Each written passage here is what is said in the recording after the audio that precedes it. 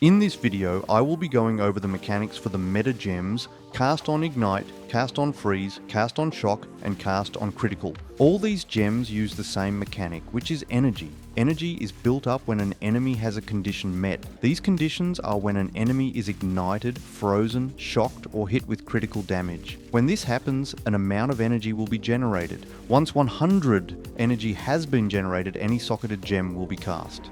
With these meta gems, you can put other skill gems into them so they will cast when the energy hits 100. Do note that these need to be ability gems that are considered spells. To check to see if a gem ability can be placed in one of these meta gems, select it in your inventory, and if the sockets next to the meta gem start flashing, it can be inserted.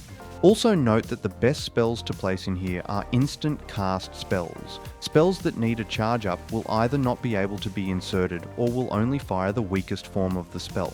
You can also put more than one spell in these meta gems, allowing you to cast multiple spells on activation. You will need the mana cost for the spells at the time of casting or they will not be cast. They can also be 2 or more of the same spell.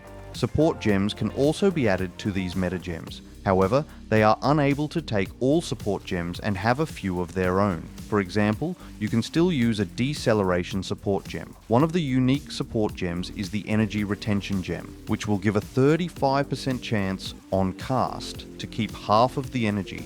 When generating energy, the enemy that you are damaging will have a big impact on the amount of energy you generate. For example, at base, shocking a rank and file enemy will only give you a few percentage points. Hitting an elite will grant you around 15%. Hitting a boss can get you as much as 40% or more. It all comes down to the magnitude of the ailment you are applying to the enemy and the amount of resistance to that ailment.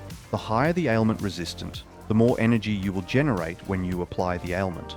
When using one of these meta gems, you want to be applying the ailment of dealing critical damage as much as possible.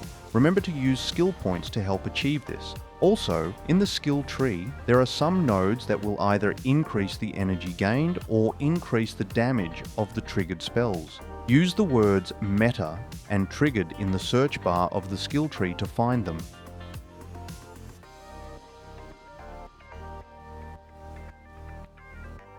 You can also have more than one of these meta gems active at once. For example, you can have Cast on Shock and Cast on Critical active at the same time.